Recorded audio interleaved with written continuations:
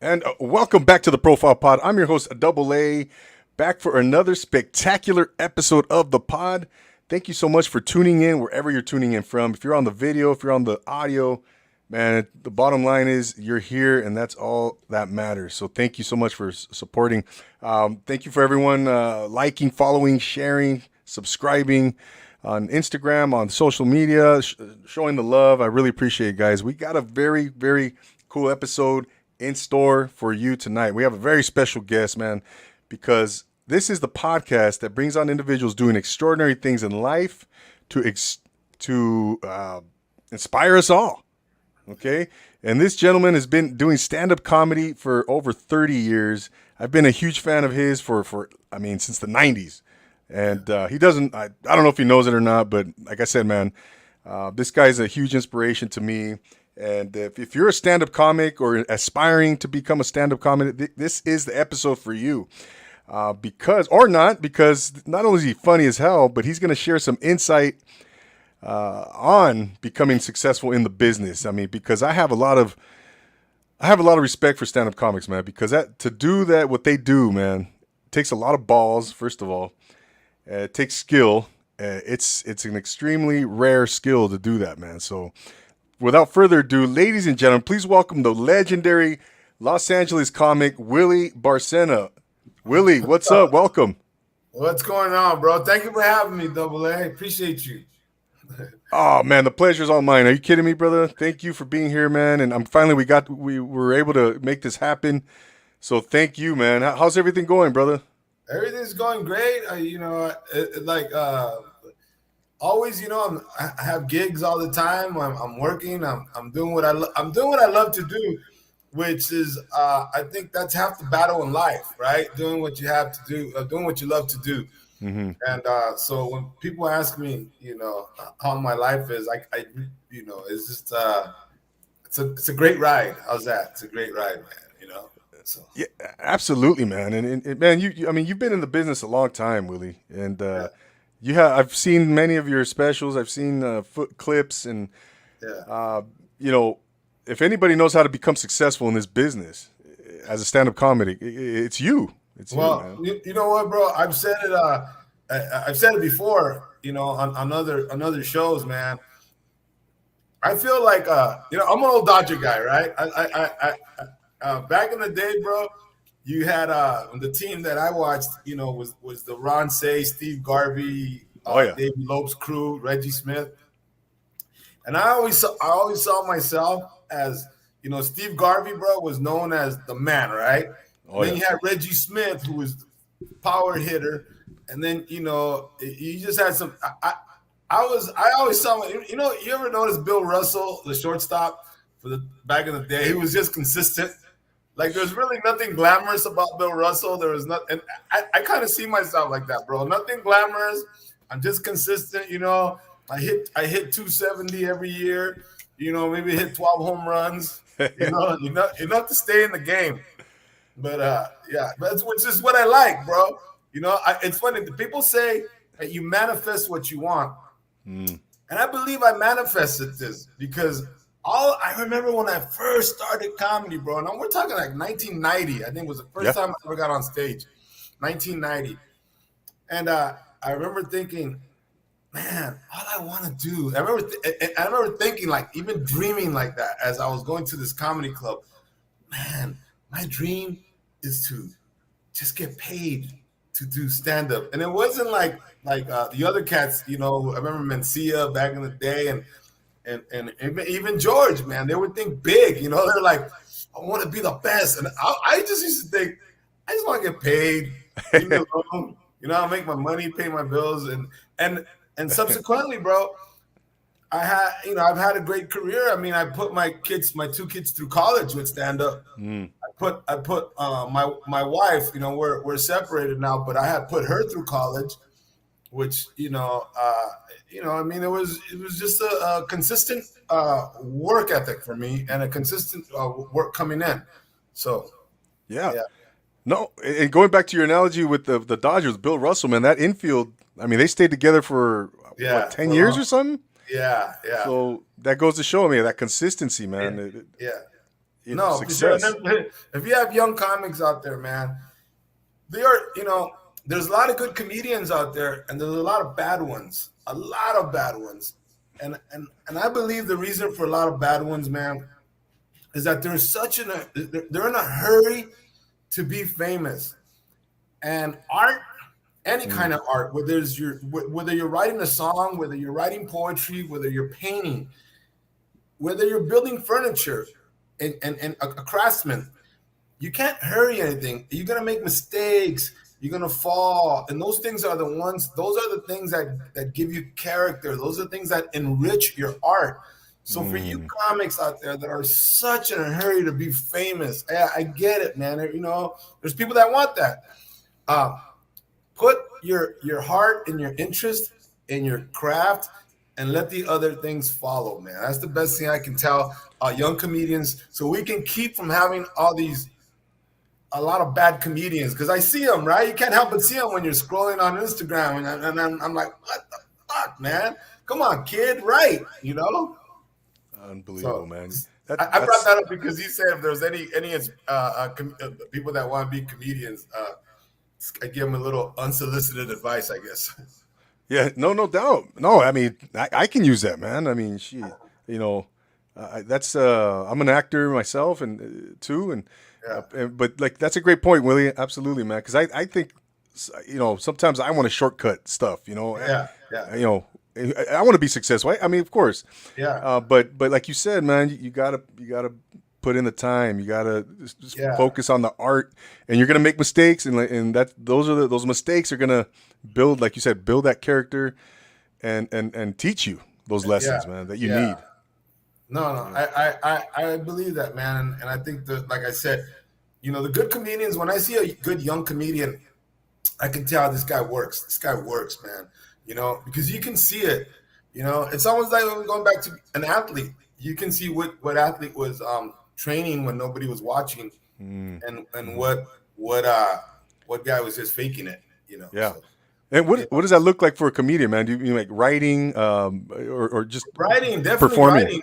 Definitely writing. There's such a labor of love to the art of comedy. I mean, I could only speak for comedy, bro.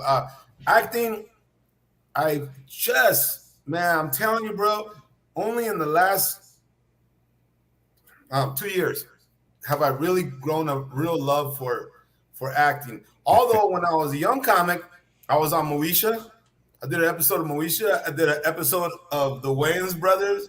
I had a scene in a movie with Billy Zane and Rob Schneider. What was that one called? The movie? It was called Susan's Plan. Okay. And it went straight to video. And I did another movie. Man, I forget what it was called, but it was with that guy that was with George Lopez, the one that played his sidekick. It went straight to Redbox. Remember the guy that was in his sitcom? Oh, yes. Yeah, I think he passed away, bro. I think. Man. Yeah, I think. Anyways. Okay. So I've done some acting, but I never, for acting, I never had a passion, man. I almost. No, I did hate acting, bro. I was gonna say I did.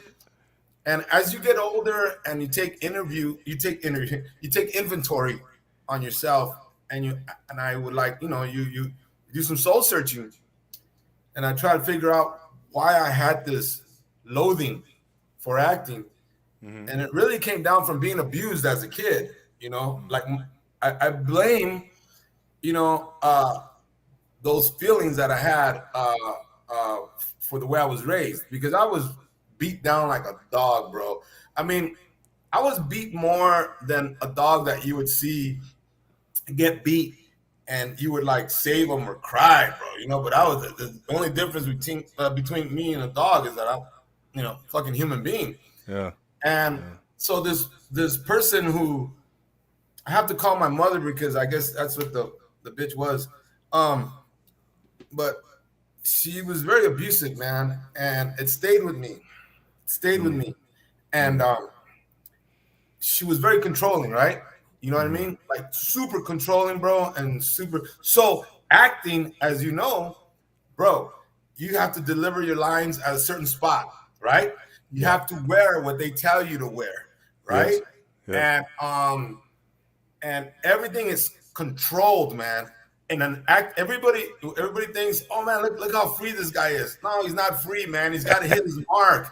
He's got to be at a certain light by a certain word. You know, it's so structured, and that just it repulsed me because it was the opposite of what stand-up is. And the reason I had such a love for stand-up is because I could get on stage and, you know, give the middle finger and say fuck you to a lot of things that I felt like saying fuck you to, and Yeah. nobody could tell me to be controlled, you know. And got you. and then I think one of the reasons I've written comedy that's people would say dirty, you know, I call it live, because the more someone told me not to do something.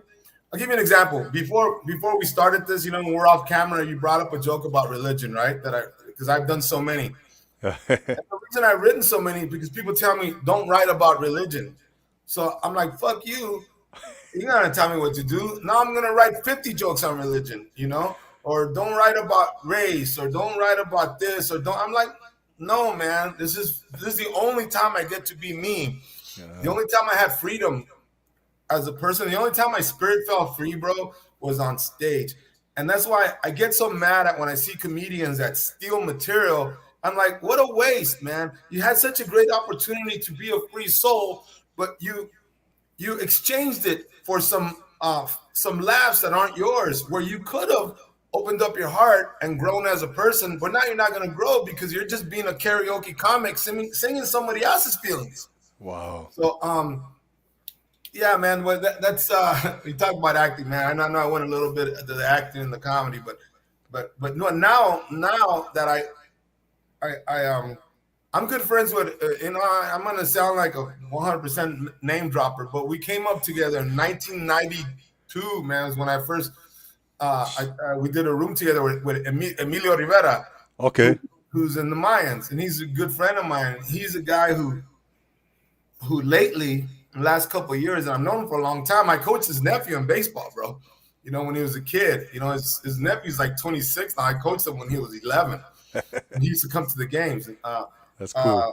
Emilio would come to the games with his brother Ruben, who's his kid's dad. But he's been very generous, bro. Emilio's been very generous with me about the art of acting. I had to discover that love, you know. Okay. I mean, I don't know.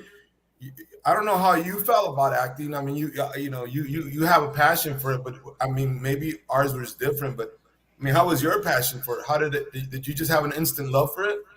I did, man. But you know, I've always been fascinated with the arts in general. You know, Right, and sure. you know, growing up here in SoCal, you know, going to Universal Studios, man, I was like, Yeah, we're all influenced, man. yeah, I think, I didn't think about that. Yeah, we all went as kids. It was like it was either that or a lot of us couldn't afford Disneyland every year, so we would just sneak in Universal Studios one year, you know. yeah. Exactly. So you know, I was always fascinated with him, and but I get it, man. You know, everybody has a different story, a different a love and passion. But how did you get your love for it? Like that. You know, just growing up, watching movies and going to Universal Studios and just thinking, gosh, that looks amazing. That looks fun. And then I actually tried it once in college. I was at community college. I grew up in Rancho Cucamonga. Okay. I went to Chaffey College. And that's when I took a class, and I was like, man, this is freaking amazing. And then and just being a movie buff, bro, and then taking action in the mid 2000s. There was one year I did a lot of extra work. I was on Matt TV with Ike. I was on a scene with Ike Barinholtz. I don't know if that name rings a bell. I don't know, but I had friends. Johnny Sanchez was on Matt TV. You know, Johnny who? Johnny Sanchez. Okay. He was one of the regulars on it towards the end, towards one of the last seasons. Okay. I had a couple of friends on that one, man. But yeah, but no, I dig it, man. Yeah, you know, so that's my passion, man. But you know, that's part of the reason I got into podcasting. You know, 3.5 years ago is to get back into the world, man. But But yeah, Willie, man, and going back to you, man, we're here to talk about you, Willie, not, and Uh, not, I wanted to get into how you actually got into comedy, man. I don't know if a lot of people know that you were going to be a LAPD, I was gonna be right? a cop, and Yeah. then I got a DUI coming home from Quiet Canyon, which is the club every Chicano in LA would go to meet hot chicks, you know. Oh, And I had one of those disco bugs back then, you know. I had a 1958 rag top, bro. I don't know if you know those. Those are the one with the little lights in the back. It wasn't the oval window, you know, but it was the little lights in the back. I had it dropped, you know, back. I remember the party days, bro. And anyways, man, I got a DUI coming home, uh, and I was yeah, man, I was already had all my paperwork, and they told me to retry in 5 years. I got a damn. letter saying to retry in 5 years or something like that. I forgot how it went, and I didn't But know where I you, was going to go after that, bro. So, but you were devastated, right? You were like, "Fuck, what my bro, life's." devastated. I was suicidal, bro. You know, when you take a 21-year-old kid's dream away, which was Mm. my dream, you know, and when you're young, you're idealistic, you know. You're not you don't see the world for what it is. You think like, oh, I want to be a cop and save the world and make it a better place for everybody, you know. And then you get older, you realize you're just a cop, and you know you're not really gonna do much, you know. But yeah, I was devastated, and then a friend of mine guided me to do stand up, and I was always talking shit anyways, man. I was that guy, bro. I swear to God. I would talk so much shit with my friends. You know, we would drink beers before we go to the club. My friends actually, bro, I talk so much shit that one day, and bro, we can do podcast number 2, and I could get witnesses for the next one, bro. But my 3 friends told me they had a meeting, bro. They had a sit down with me, and they said, Willie, if we're gonna go to a club together, you can't bag on us, man. All right, that's it. That like that. They go, because if you do it again, we're not gonna call you next Saturday. All right, bro. There's no You're, more bagging. you're You know, embarrassing them or what? well, you know, I would drink beer and talk shit because I have a friend that had no neck, right? So I would always call him, hey, peachy head and shoulders, you know, and I was going, hey, bro, nobody could ever get you in the headlock, huh? Right? I would be drinking, just talking shit. And then I had another friend that had the flat ass, right? Real flat ass. And I would tell him, hey, dog, hey, do you put a tape on your underwear so it keeps from falling? And right, you know, remember, we're 21 years old, bro. This is the 80s, man. Oh yeah. And I was talking, and then I had a friend that was really short, and I was brutal, bro. You know, Oh man. all that, you know. But I'll tell you what, all my shit talking, people think like, man, you're just a shit talker. But the reason I was such a good shit talker is because I was in elementary and junior high, I was so goofy looking that people bagged on me. So if you get bagged on, you learn like, all right, motherfuckers, all right, Yeah. you know what I mean? I remember I had a birthmark, and they used to call me Roach on the Nose. This black dude, like, who say, hey, you know, I mean, bag on me for fucking an hour, bro. And I remember like, it's just like, you know, you don't cry, bro. You know, in our days we didn't cry, bro. You know, we didn't have like what they call triggers, right? We just went somewhere and like, fuck that dude. And then you know, I was skinny as fuck. I always had goofy haircuts because my mom would cut my hair. I always had the worst clothes. So you know, Sounds what I mean? familiar, bro. So you learn how to talk shit. So as you get older, you're like, all right, motherfuckers, I've been doing this for years, you know. And then I didn't speak English, bro. So they would mess with me because bro, half the time half my sentences were in Spanish and the other half were in English, and they would all like, you know, you're in America, motherfucker. I was like, fuck it, ya sé, güey, you know, like, you know, I came from Mexico, bro. So yeah, I was an easy target, bro. Put it that way. Yeah, yeah, man. And you were by the way, you grew up in Boyle Heights. As a Right? little boy, man, very proud to say, shit, you know, I was selling oranges on State Street, bro, State Street, Morengo, when I was a little kid, you know, and So you learned work. we all of us as immigrants, bro, we weren't pussies, you know. All immigrants aren't pussies, bro. That's why when I hear that stigma or stereotype about immigrants being lazy. I'm like, fuck you guys, fucking immigrants. You know, even as much as my mom was an evil bitch, bro. Okay, the one thing I give that fucking old woman is she worked. She always had 3 jobs. You know, Wow. mean bitch, but fucking took out her fucking frustration on my body. But she did work. You know, I was her human punching bag. You know, so Mm. but immigrants do work, bro. You know what I mean? Oh yeah. So, Yeah. I No. mean, Willie. bro, I drove. I hate flying, by the way. You know, people who say that, oh yeah, I fly, this and that. I fucking hate flying, bro. I would rather drive 6 hours in a nice Yeah. car, bro. You I know, feel you. than get on all those fucking lines with all that weird energy. You know, all these Oh. people, all this electricity. You know, I That's, think all humans carry electricity, and a lot of it's low frequency, man. And this fucking I can't get off me.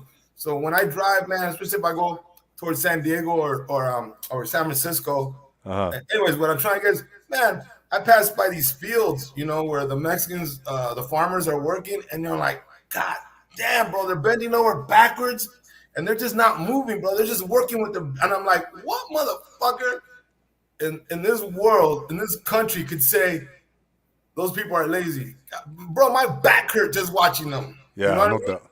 So, No. I know, Willie. I work. I drive by him every day. I work in Oxnard, man. So oh, there you. Well, you know, bro.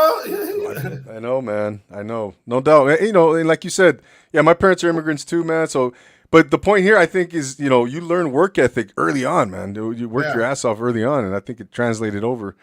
And so going back to your, when you started, man, you actually signed up for a comedy store set, right? I mean, you Yeah. just signed up, and talk a little bit about that, brother. Well, my first time ever on stage, it never happened, bro. I was there, I signed up, Oh, and that's I right. met I met this black kid. And he was from South Central, and he was cool. The kid was full of energy, bro. When you hear this young man talk, I don't know where he's at now, man. You know, I seen him once after that day, but he never followed through. But he was like, man, we're gonna get this. He was like, he goes, is this your first time? I was like, that's my first time, man. He goes, yeah, me too, man. We're gonna be stars, man. We're gonna be stars, man. I was like, yeah, bro, we'll be stars. And he goes, and then so we both signed up, and then he goes, man, you want to go get some beer? And I was like, all right, let's get some beer, man. You know, because I was nervous. You start getting nervous your first time on stage, and it's the first time I ever had a malt liquor. Because, you know, brothers love malt liquor, bro. So I remember it was the first time I ever drank a Mickey's. Oh, You know, and yeah. before that, back in those days, bro, I think I was just drinking Miller Lite. But this guy gave me a malt liquor. I drank two malt liquors, bro, big bottles, and I was fucked up, and he was fucked up too. And I remember they called his name up first, right? And then they call him, and I'm sitting back there, and he fucking sucked like bad. Ain't I shit, mean, huh? it was sad. And I was next, and they called my name, and I was acting like I was looking around for who would, like they were going, Willie Barcena, come on up, you know, and I was like looking like, man, where are you, pussy? You know, but it was me, you know. Holy shit. Yeah, I was acting like I was looking for him too, man. Where are you, Willie Barcena? Like, you got no balls, huh? And then after that, the following week I went back and I said, all right, fuck it, man. I'm gonna do it, but I can't drink because the drinking didn't actually help me, you know. It got me just fucked up. Oh, That man. was my first time, bro. So the following week was my first time, my real first time. I had a good set, and it was were you nervous though? Were you like, that? were you nervous? What was kind of going through your mind? Yeah, hell yeah, I was nervous, bro. I had jelly legs walking up that stage, and it was the original room at the Comedy Store, you know. And then you're Wow. you're really intimidated, bro, because you see these pictures on the wall. There's Robin Williams, Richard Pryor, Billy Crystal. Damn. And you're just fucking like, oh man. And then your head starts fucking with you, right? Like, what do you don't belong here, man. You know, get the fuck out of here.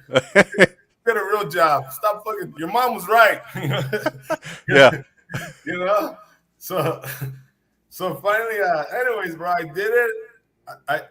I'm sure that I just had an okay set, But if I heard one laugh in my head, I made it like, I remember whatever laugh I heard, I said, this is how naive I was. I remember thinking when I got off stage, man, I bet somebody from HBO is going to come up to me and want to do a special with me. Right? I only did 3 minutes, bro. And I finally got one laugh, but I was already thinking like, man, I bet you HBO's here looking at me. Like an idiot. Anyway, that was it, bro. My first time. Man, that is Yeah. I mean, do you ever look back and think like, I mean, shit, man. Do you ever just look back, Willie, at your career and just think about, fuck, man, like just in amazement or just anything like that, man? I look back and think like all the things I shouldn't have done, you know, because I did a lot of stupid things, bro. And I wish, like, look, bro, you can't turn time. You can only grow from it. Yeah. But if I do look back at my career at times, you know, there's things I shouldn't have done. I was quick tempered when I was a youngster. You know, I was quick to be aggressive with people, I guess. Mm-hmm. So, yeah, if I could go back, but then again, bro, you know, I got to forgive myself because I grew up in an environment that wasn't healthy, man. But I did until I realized that, hey, listen, man, a lot of things, yes, I'm responsible for it and I own up to it, but there's also that other thing where, you know, I didn't have perfect circumstances, you know. It's like, I'll tell you an example. I saw a friend of mine yesterday. I was at Dodger Stadium and we were watching Dodgers play the Brewers, and Christian Yelich's dad, or his stepdad, I know he's got to be here because, you know, Christian's playing. So I text him, I go, hey, bro, I know you're here. And he goes, yeah, we're at this suite upstairs, you know. I guess Christian, for those of you who don't know, Christian Yelich is a major league ball player for the Brewers, California guy. So he says, hey, meet me here at this gate. I'm going to get you into the suite. So I go up there, bro, right? And I see Tom, give him a big hug, good dude. And then I meet, obviously, I know, you know, his wife. I know Christian's a mom. She's Mexicana, by the way. For those of you, I know. Yeah, oh. You know, her name's Alicia, beautiful lady. I didn't know that. Yeah, they actually did a TikTok. I called her on it. I said, Alicia, you see yourself on TikTok? Because somebody did a whole TikTok thing about Yelich's mom being hot, you know? And I told her, you know, I go, whoever did that, you know, they showed you with a lot of respect because it's tasteful. But she's the lady's sexy, man. What are you gonna do? But I seen my friend Tom, and he's there, and this guy's our age, bro, right? And he's there with his mom, and his mom gives him the warmest hug, bro, and gives him a kiss on the cheek. And then when I was leaving, I said, Tom, you son of a bitch. I said, now I know why you're so fucking mentally strong, why you're so balanced, you fucking asshole. I said, you were raised like that? You know, that's the way your mom treats you, you know? I said, I wish I would have had one of those. You know, my mom tried hugging me once when I was, I don't know, 15, 20 years ago. She tried hugging me, and it was so awkward, bro. Like, it was almost like, come on, man, we don't do this, you know? You know what I mean? It was like weird, you know? I mean, that's the different things anyways, man. Yeah. So I don't know how I got there, bro. Yeah. Hey, Willie, but, you know, going back to your you know, career and you're starting out, you know. Yeah, I know why we got into this because I told you about mistakes I made, and I would snap on people. Yeah, exactly. But when did you start realizing, like, okay, man, you're gaining traction. Your career was starting to really flourish, man. Talk about some of those early moments where you were like, holy shit, okay, this is, you know, I'm going somewhere here, like as an early comic. Yeah, I feel like I was pretty blessed in a way, fortunate, lucky, whatever you want to call it, because I've been doing comedy like 2.5 years, and then this guy, the people from MTV had seen me at the Ice House, and no, this agent from New York had seen me, and he goes, here's my number, call me tomorrow. You gotta remember, it's only 2.5 years into it, and he goes, I'm gonna call these people from MTV. So they called the people from MTV. They sent them that tape from the Ice House. Then I got booked on that show. It was called MTV Kamikaze. And then from there, I got, remember A&E's Even at the Improv Oh yeah. with Bud Friedman? And then I got that show. Oh. And I got, Comic Strip, the comic strip live on Fox. Wow. I got that. So I got a bunch of shows back to back like that, man. But I remembered that Larry Omaha, who's a veteran comedian, had took me under his wing. And he said to me, the main thing in this business, Willie, is that you write. That's all he ever kept putting in my head as a young comic. Mm-hmm. And check this out, bro. He would give me lessons on writing. And this is 1991, 1990, around there. He said he would charge me. You got to remember, I was broke as fuck, bro. And he would charge me $50 an hour, bro. And now, 30-something years ago, bro, I paid it. And I first time I asked him, I said, bro, $50 an hour? Yeah, I remember that was a lot back then. Oh, yeah. And he goes, well, the reason I'm charging you $50 an hour, Willie, is one, is if I give it to you free, you're not going to appreciate it. Mm. If I charge you $50 an hour, you're going to take notes because you're not going to waste your money. And he was right, man. Anytime he would talk, I would write everything down, man, because I'm paying this guy $50 an hour, bro. So I was there.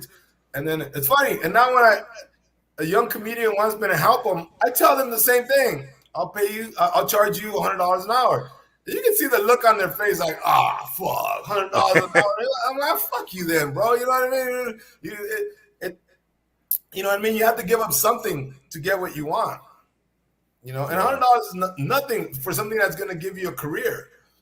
That's a great way. Yeah, it's an investment, right? Mm-hmm. Great investment, man. Oh, man. Going back to those early days again, man. Those early Gotham's days, man, and that was a great room, bro. Did you go to that room? I went in the mid '90s, Willie. I have a cousin, man, who's a big fan of yours as well. And he was there in the early '90s, man. And he's the one who turned me on to you, like back in the day, bro. Yeah, bro. That room we had, believe it or not, man. Well, obviously we had Fluffy there, and that little gordito does not claim that room. And it's funny because that little fat fucker got his start there, and I would literally coach him, man, when he would get off stage. And Fluffy was so soft, bro, because I mean. I should have had a better way of conveying instructions. I was more like that hard ass coach. Oh, okay. I was more like, what the fuck are you doing, bro? You know what I mean? I was that guy. And anyways, we had Fluffy, we had Felipe. Wow. I remember taking Chris Tucker there back in the day, bro. Damn. He didn't have a car, so I would pick him up. No shit. He got a little apartment in Hollywood, and wow. So Chris Tucker, huh? Yeah, a bunch of comics, bro. A bunch of comics, and the reason I'm gonna tell you the way that room got started. There was no room. There was no Latinos didn't have a venue because Hollywood. You had the Comedy Store, you had the Laugh Factory, you had the Improv, and they were just white. They were white as fuck, bro. And almost every club had their guy, right? Yeah. The Comedy Store had Carlos. Laugh Factory would put George once in a while, and the Improv also had George. But they would pick one, bro. You know what I mean? They would pick like one or two guys. It wasn't like the blacks and the whites where there's everybody. So I said, fuck this. I'm not gonna get any better waiting around doing 2 minutes like every night. I'm not gonna grow. So I started my own room. I started a room, and I was the host. So now, which was Gotham's. You started Gotham's. Yeah. So I actually started at Rudy's. I started at Rudy's first. The first one was at Rudy's on Atlantic, and then from there, me and Rudy, we had a falling out, but we're still friends. Whatever, you know how it is, bro. We didn't agree on something, so fuck it. I just took the show somewhere else. But But now I was the host, bro. So I'd be up there for 10, 15 minutes, bring on a comedian, Latino. 90% of those cats I was bringing up were Latinos, man. Yeah. You know, Gilbert Esquivel, Johnny Sanchez, Luke Torres, Carlos Oscar, Jeff Garcia. Man, you know, I mean, the list goes on. And I would Wow. bring in all these guys, I would bring them up. But then they would get mad at me because in between each comic, I would do 20 minutes, you know. So sometimes I wouldn't have time to bring them all up. But they would get mad at me. I would say, well, then get your own room and invite me, and you could be the host and do whatever the fuck you want to do. That's true. That was my way. Like, I had to get better, bro.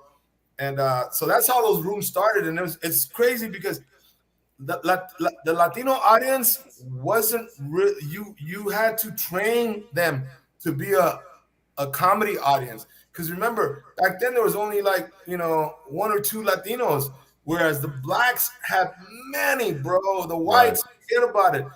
And then so for a Latino audience, they would sit there and they would always want to, at first they didn't know how to understand that you're not supposed to participate, that the comic says something and he's gonna have a story and a joke to it. But when I first started in East LA in Montebello, bro, as a comedian, I would start talking. It's not true, fucking liar. You know, interrupt me after every joke, right? Yeah, right. Fucking, you wish, puto. Right? It was like everything was like hold on, bro. This is not how comedy works, man. You literally had to educate them, and it took a while. But bro, when the train started moving, it was rocking, man. Because there would be a line, as you know, there was a line that would go around Gotham's for people to come see the show, man. Yeah. And it ended up being an incredible success for a lot of us, because a lot of us, you know, got better in those rooms. Yeah, man. Yeah, I mean, you know, all the cats that a lot of them are successful today, and obviously the bad ones, you know, some of the bad ones are still working. And when I say bad, bro, I mean I call them comedians without a soul, bro. I call them karaoke comics, you know. And they're doing somebody else's comics. Don't be afraid. Oh, I got a call today from a young comedian. I tell you this, bro, and I'll share this with any young comedians out there that want to choose this as a career. And it was just a half hour before you and I started talking, bro. And he told me about this joke he's working on. And I'm taking the kid with me on the road as an opener. I mean, he just did a couple theaters with me. Okay. And he's asking me about this one joke. And the thing that I told him was, I said, be vulnerable. Be vulnerable. Those stories that you're embarrassed about your life, those stories that are like deeper. I mean, deeper than just the average Latino joke. You know, the average, you know, the chancla, whatever. Get deeper than that, man. You know, peel the onion. Don't be afraid to share yourself. That is what's going to make you a better, harder hitting comedian than just being on the surface, you know? So, and then he's like, makes sense, Willie. Yes, yeah, bro. So go ahead and, you know, write it out. And I always tell comedians, don't write funny. When you sit down and write, don't write funny. Write the story, leave it alone, read it the next day, then make it funny. But you can't, if you try to write funny, I believe that it forces you to write corny. You know what I mean? Like, you're forced to write, oh, and then it came with chicken or something. You know, write the story and then embellish it the next day. Exaggerate. Yeah, I got you, Willie. Oh man, good advice, man. For even shit, man. That's great, man. You know, for young comics out there, bro, I got nothing love for them, man. And you know, and do it because you want to do it. No doubt, man. Hey, Willie, talk about some of the times that you can remember where you ate shit, right? and you overcame it, man. Like you said, and you just, what is it for, you know, for those comics that are out there? You know, what can you teach them about that, man? When they eat shit, and how do you bounce back? Okay, bro. I'll tell you about a couple times where I bombed bad. Well, one time was I started at the Comedy Act Theater. The Comedy Act Theater was on Crenshaw and 43rd. It was a black club, all black, bro. It held like 400 people. What was it called again? I'm sorry. A Comedy Act Theater. It was on Crenshaw and 43rd. And Gotcha. Remember Robin Harris? Oh yeah. Bebe Kids, that Yep. was his original room. When he Wow. passed away, D.L. Hughley, they made him the host. Um, Mm. this is back in the day, bro. Yeah. Anyways, man, one time they booed me so bad there, bro, that I always say I was so happy that that night it was raining because when I was driving home, you couldn't see the tears. Do you know what I mean? Bro, I was Oh. devastated, bro, because they booed me. Because when you had to leave the Comedy Act Theater, you didn't leave through a side door. You left through the middle of the crowd, almost like through the middle, and they're all talking trash to you as you're leaving, like motherfucker, you suck. Oh. You know, I remember this one thing stood in my ear forever. This one dude yelled out, "Practice at home, motherfucker." You know, Oh, damn. and so Ruthless. yeah, ruthless, bro. No tomatoes thrown. Yeah, But no, bro. But you know, you have to like, you have to forget about that. You gotta almost act as it's like a double-edged sword. You gotta act as if it didn't happen, and at the same time recognize that it did happen.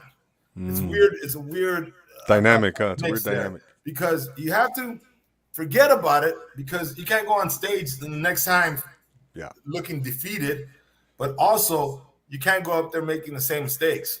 So you have to have learned from that Yeah. ass whooping you got. So there's like a mix there, you know. And so yeah, Right. man, that was one of the big ones where I got booed really bad, and then the other one was getting booed at the Apollo, man. I got booed at the Apollo twice in one night. Harlem, huh? Yeah, and Sinbad was the and to this. And as a matter of fact, bro, about 3 years ago, Sinbad remembers that night. Could imagine out of the thousands of shows that Sinbad did for the Apollo when he was the host, because it was Sinbad and then it was Steve Harvey.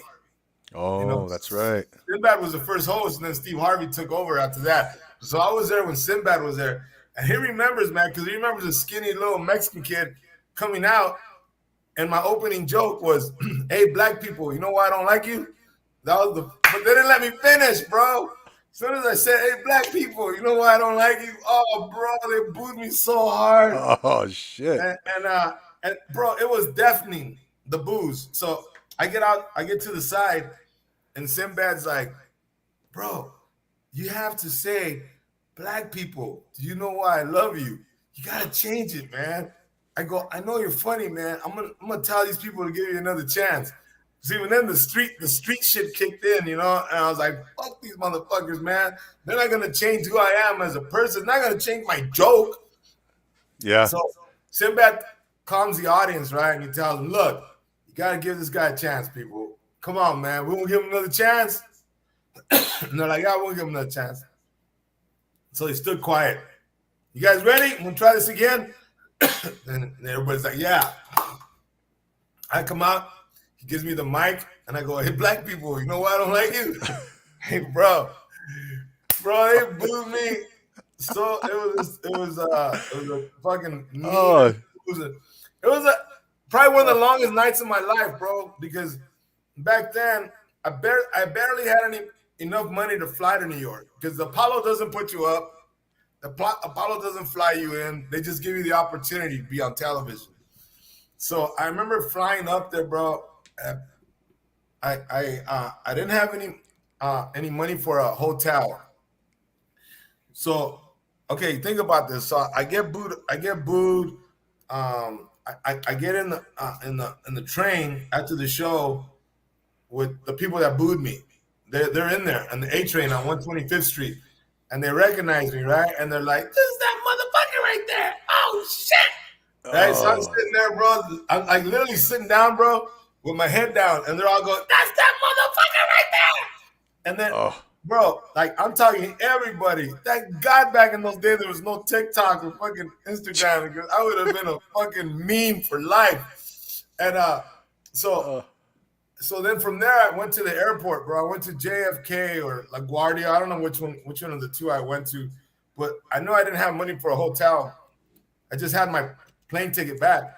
Yeah. So I went to the airport and I would sleep different areas, and the security would come and go, "Hey, you gotta get the fuck out of here." And I go, "Yeah."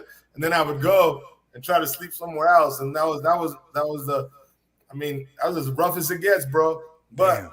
still, I didn't want to quit, So Man, what did Sinbad tell you the second time when you went and said the same thing?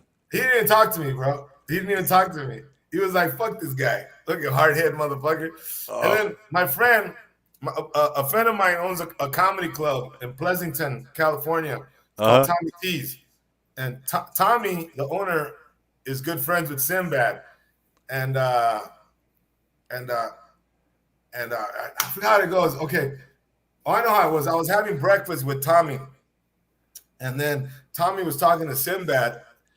He goes, "Oh, it's Sinbad." He started talking to him. And I go, "Hey, bro, do me a favor, bro. Ask him if he remembers a young comedian." And he did. And I grabbed the phone, and it was almost like 30 years later, bro. And I go, "Hey, bro, remember that skinny Mexican comedian?" He goes, "Man, he was a fool." You know what I mean? He's like, he's crazy. So, yeah. Wow, man. Yeah, you didn't. I gotta hand it to you though, man. You didn't. I didn't quit. You were relentless. Yeah. No, bro. I'm a little stubborn, I guess. Yeah. Shit. Hey, Willie. Go ahead. Oh. No, I said, but I love stand-up, man. I love, for anybody out there that loves their art, man. And I go back to painting or anything, or building cars, man. If it's in your blood, it's because when they say the studies from they actually studied this, that one of the healthiest things for the mind to keep from getting depressed is to create something, because you finish something, you've created it, and there's a sense of accomplishment, and the brain is filled with endorphins, and it feels happy. So you get this joyful thing when you create something. Again, I don't care if you're a photographer. I don't care if you like building websites. Once you build it, you're like, "Look what I built," Yeah. And that's what writing, I think, is jokes has done for me, for my art. It's helped balance my sanity, and to anybody out there, and for people that hate their jobs, man, people that go to work, I feel sorry for them, man. I feel sorry for people that just go to work, go home, go to work, go home, go to work, go home, talk about retirement. I mean, stop it, man. Stop it. Literally every single one of us has art in their blood. The reason you don't have that art, and I promise you, if you're honest with yourself, somebody along your path squashed your fucking dream. Could have been an uncle, a mom, a dad, a coach, a teacher, a priest, a fucking pastor. Somebody squashed your fucking dream, and you believe them, man. And if you can go back and see when that happened and tell that person to fucking, fuck off. Yeah. And it's never too late, man. It's never too late. There's a great book called The Magic of Thinking Big. And then the book of Magic of Thinking Big, it's all about having a goal. And in the first chapter, he talks about you're never too old and you're never too young to go after a dream.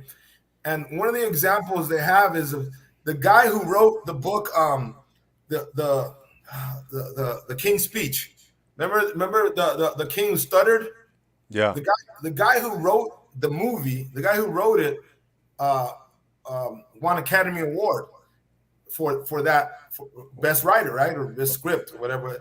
And when he's a little old man, bro. He was 70 something years old, and then when he grabbed his Oscar, he said, "My mom always said I was a late bloomer." That was his line, bro, and I loved it. So anybody out there, man, I'm telling you guys, if you don't believe you have art in you, you're not searching, man. You're not being honest, And okay, well, I can give you an idea. I can give your followers, bro, an idea of how they can find their art. Want me to tell you? Absolutely. I'll share this with you, bro. Absolutely. Get a piece of paper. And write 10 things that you love to do. Just don't fucking worry whether it makes money. Don't worry whether can you do it, can you not do it. Don't give a shit. Just let let your mind be free, relaxed, be in a really relaxed state and write things that you like, man. And I don't give a shit what it is. And write 10 sentences.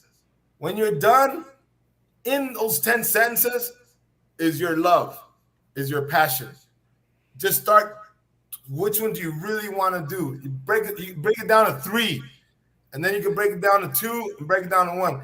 And there you'll find your passion and something that you don't give a shit about what anybody's going to judge you or where anything, but you're going to find a fucking passion. I mean, we were put on this planet to be fucking worker bees, you know, like go to work and fucking go home, go to work, go home. No, man, we all have an art. And I think I think art is love. Because when we share art, we share love. So we all have love to offer, man. So I'm just giving people, you know, some ideas of how to figure this thing out, man. That's powerful, Willie. No, shit. That's awesome, man. I'm gonna try that, man. Seriously, man. And you know, I like what you said, man, because and that story about it's never too late. You're never too old or young to, you know. Definitely. I'm in my mid 40s now. I'm 45, and that, you know, that was I was telling you earlier, man. That's why I got back into podcasting because I wanted to get back into acting, and that's something I'm passionate about. And I wasn't getting any younger, and I was like, you know what, fuck this, I'm gonna go for it. I'm going for it, you know. So the podcast afforded that accessibility to get back into the world, and then, you know. And I've since I booked a role back in March in a small short film. That's nice, bro. Yeah, so things are, you know, manifesting, man. And no, you know, listen, bro. When I don't have as much time as I used to, because but when I do help out young comedians, I tell them, okay, I'm gonna teach you how to write, but I tell them I teach from the inside out. I don't teach from the outside in, and I have to explain it to them. They're like, "What?" I said, "Well, I'm not gonna tell you write a premise, you know, write an idea, premise, punchline."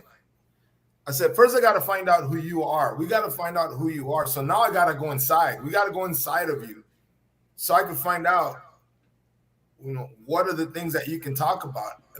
And first of all, I ask them, who are your favorite comedians? And if they tell me they're comedians like Foxworthy, right? Which is, hey, I love them. I love Foxworthy, right?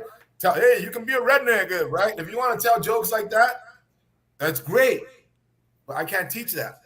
You know, that's not my style. That's not who you know, I've never bought, you know, that. I mean, I bought it to study a different craft. It's almost like when you're studying boxing or something, you study everybody's style, right? So different style. Hold your own.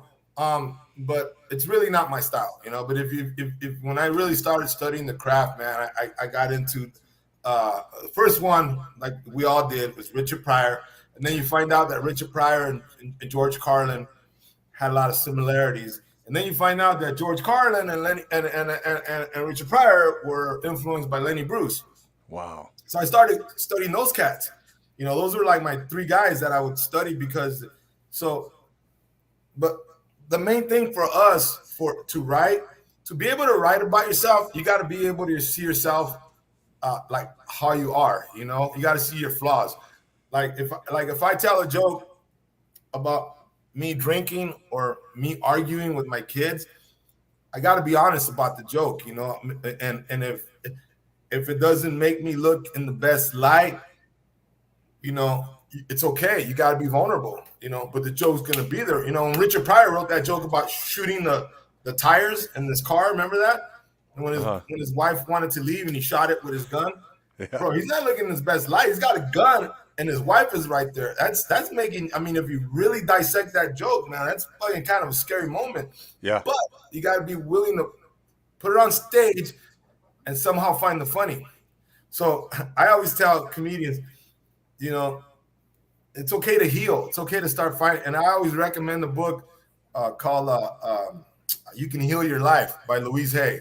You know, I don't know. And man, when you read her book, you start really like getting internal, you know, with yourself.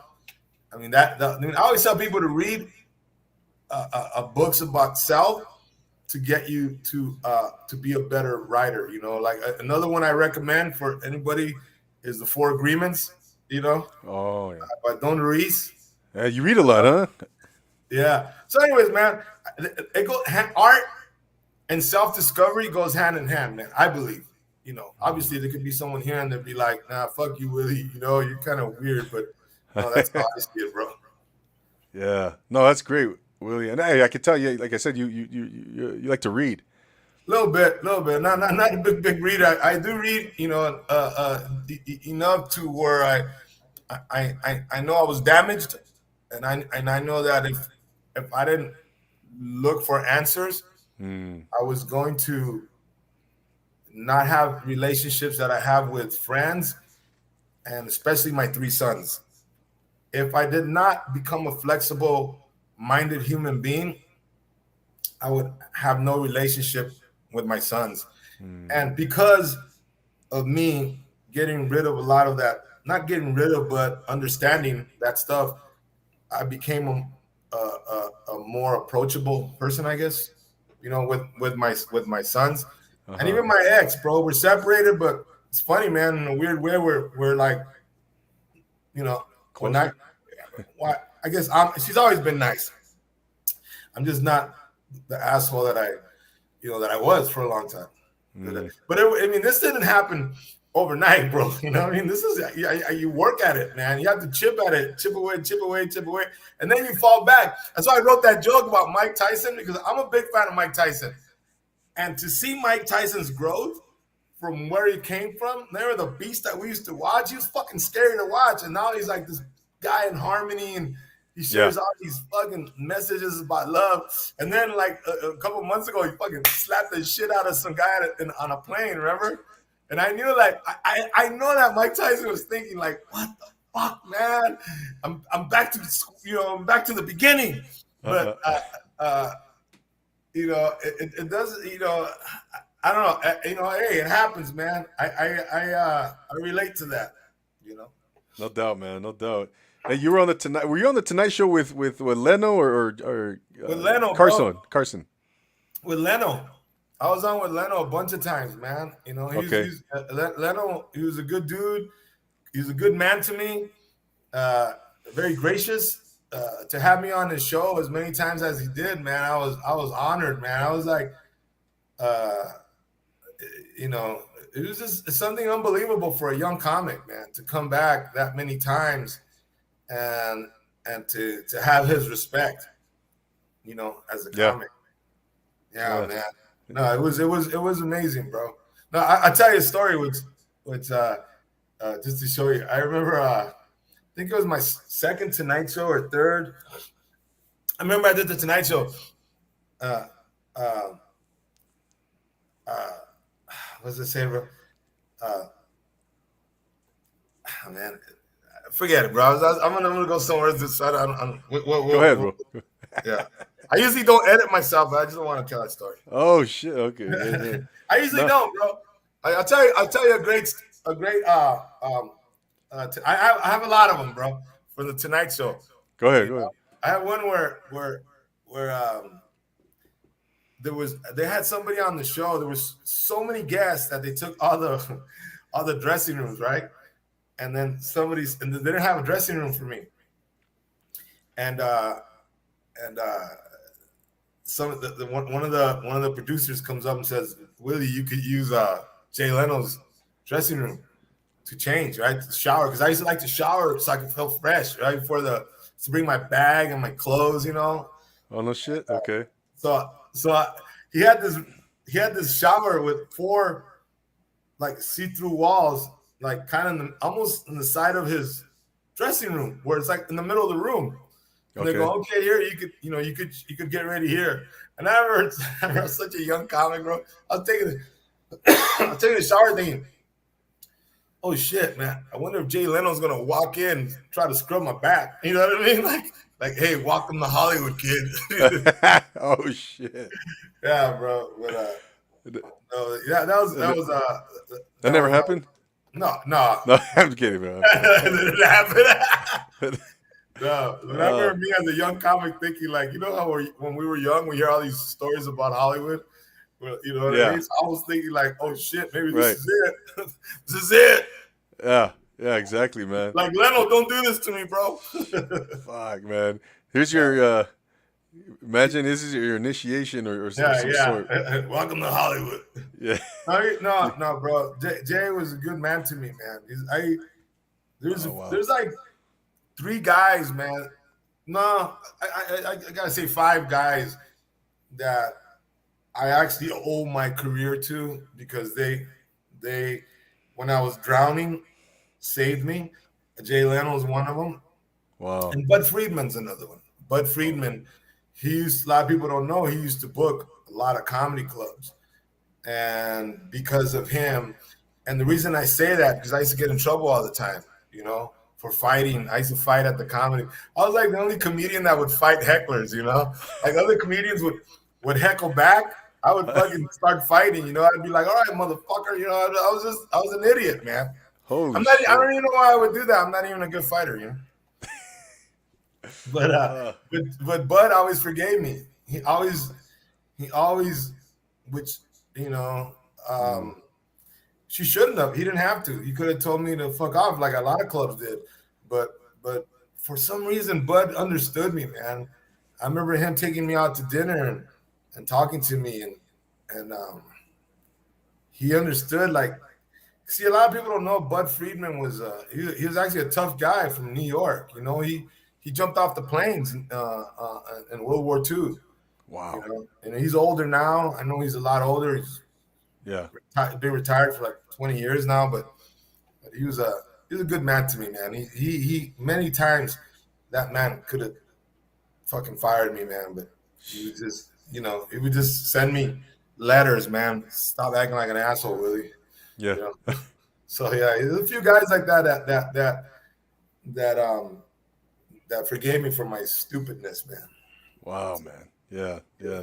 So yeah, you mentioned so Jay Leno, Bud Friedman. Who are some of those other guys you owe? I mean, you mentioned. I think you said five guys that you can attribute your career to or give a lot of credit for your career. I see Larry Omaha, a comedian that I don't know if a lot, if some of you may not have heard of Larry, but actually Fluffy takes him to open up for takes Larry. Larry's been Okay. around forever, but Fluffy takes Larry as to do shows with him, Uh-huh. and he's another one. Absolutely, him, and then just Yeah. acting coaches that Yeah. that helped me. Yeah. So no, some people, all of us, if we really look deep, there's some people in our lives that we could always be grateful for. So Oh yeah. Oh yeah, man. No doubt, Willie, man. But hey, Willie, man. But before we wrap things up, how long have we been on, man? I'm always curious of these things. Like how long were we on? right now an hour and 2 minutes in, man. Oh shit, bro. Well, Yeah. it's been fun, man. I've been fucking sipping for 2 hours, one shot, bro. That's got to be a record. Look, one shot, been sipping it. What are you drinking there? It's my friend's tequila. Okay. It's called Don Elias. It's Don Don Elias. Elias Okay. tequila. Nice. He's one of my sponsors, and I tell him, don't pay me, just give me some tequila. Yeah, it's Don Elias tequila, and Yeah. I just sip a little. I like the añejo. I don't know. Are you a tequila guy? A little bit, man. I dabble here and there. I was drinking mezcal the other day, man, and Oh, mezcal, yeah. I woke up with a massive headache, man. Like, Oh, oh, yeah, mezcal, yeah. People either one or the other, mezcal, tequila. yeah. But yeah. Now I was gonna ask you who are some before we wrap things up, Willie. Who are some Latino comics that you like, man? That right now, like they're out there, they're doing their thing, and you think they're funny, you think they're gonna go somewhere, man. Anybody that you can comes to mind for you? Um, Young comedians. Or Latino I really comedians? don't know. Check this out, bro. I'll be honest. I really don't follow young comedians. I really don't look at them. I'm the worst network guy ever. I know, even when I was a young comic, I didn't do it. I go to Hollywood and hang out. On my Tonight shows, man. Bud Friedman had asked me. He told me that he would air them at the Improv and have like a little powwow for me, But I would always say no, no, thank you, and I would go to Montebello and see him there with the crowd, you know. Oh Um, shit, man. but young comedians, man. I there's a kid I saw his on TikTok or Instagram, and I thought this guy's funny. Jesus Trejo, he was a young guy. Okay, I don't know if you heard of him. that sounds very familiar. Yeah, yeah. Yeah, yeah. I think he's funny. I think he's got the idea. And when I mean idea, bro, he's not. He's writing creative. He's not writing stuff where like, oh, okay, I heard that shit already. Oh, that's that old, you know, uh, beaner taco shit. Like you know what I mean. It's like pretty creative. So Yeah, yeah, man. No, that's good stuff, Willie. No, man. Hey, Willie. Again, man, it's been an honor, brother. And by the way, I saw you back in. And I think I mentioned this to you on the phone last week or something.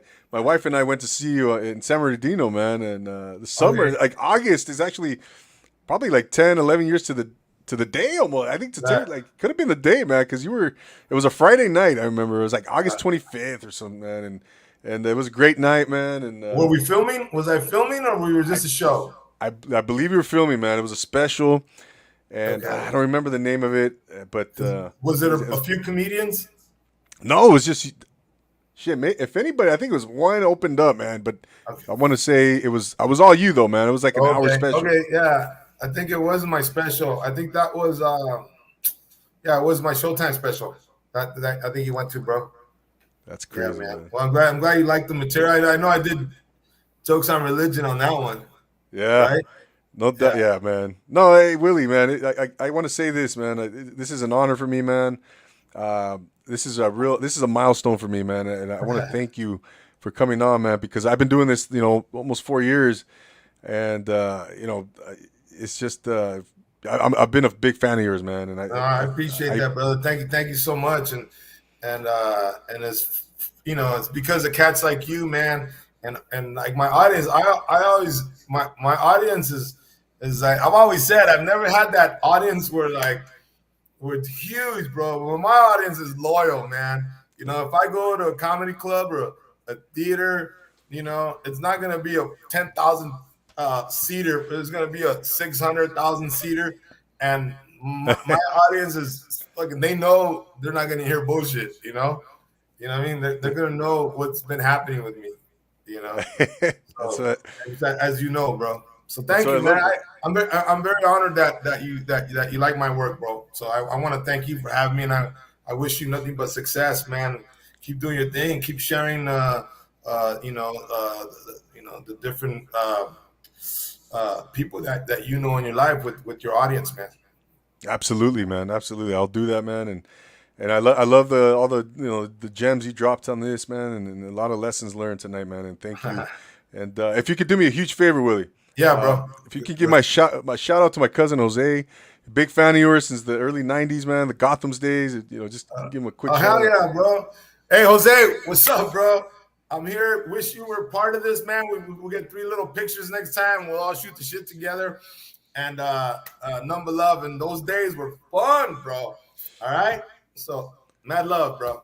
I appreciate you, man. And by the way, I remember one of those Gotham nights. Danny De La Paz was there, man, but Big Puppet. Yeah, big puppet. Yeah. Yeah, Yeah. partying, man. He was partying, and he was on here about a year ago, Willie. Yeah. And I told him about one of those nights. That night I saw him. He was, "Oh, was I pretty wasted?" I go, "Yeah, dude." Yeah. He was partying that night, bro. Yeah, It was like yeah. a Wednesday night, bro. No, it was Wednesday nights, man. I remember my opening joke with that crowd was because there were some beautiful ladies that used to go there, bro. Oh, yeah. Fine Latinas. And I remember I would get them mad at me right away because I would say, "Hey, ladies," and give it up for the ladies, right? Do that thing, because I was the MC, so you have to warm up the audience, and the ladies would clap. And then I'd go, "How many women here, you beautiful women in here, have children, man?" And it's a lot of, it takes a lot of, I remember I would build it up where it was like, it takes a lot of beautiful love to raise a child. How many women here had children? And then, man, you hear all these women clap, and I would say, "Fuck are you doing here on a Wednesday night? You should fucking be home taking care of your kids." And they were like, "Oh," they're like, "Ooh."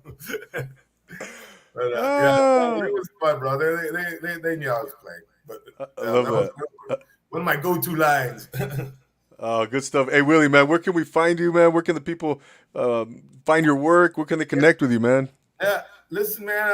I'm easy to find on Instagram. Is at Willie Barcena. Willie Barcena. B as in boy. Arcena. Same handle for TikTok, and on Facebook. Same thing, Willie Barcena, or I think it's comedian Willie Barcena. Might be on Facebook.